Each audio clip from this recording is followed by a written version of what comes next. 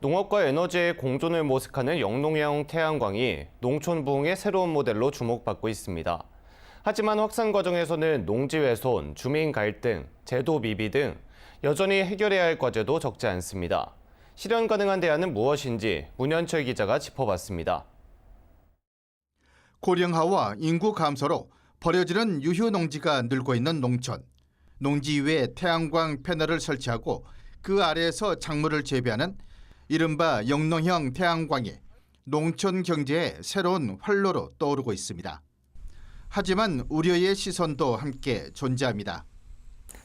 まず私たちは、ソーラーシェアリングっていうのはこれ文字通り、ソーラー太陽の光を農業と発電で、シェアする、取り組みですね。これ農地でやる、ことなので、まず農業が主体であること、これがやっぱり一番大事だと思ってます。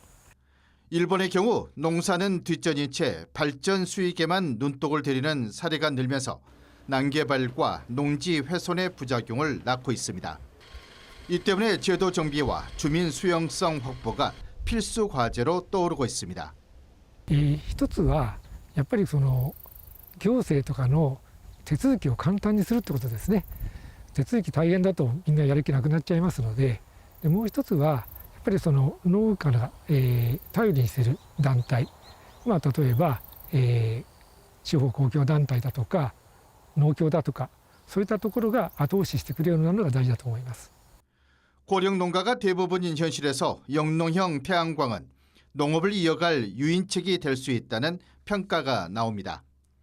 하지만 100kW 기준 1억 원이 넘는 설치비 부담과 발전 운영에 대한 전문성 부족은 아직까지 현실적인 장벽으로 지적되고 있습니다.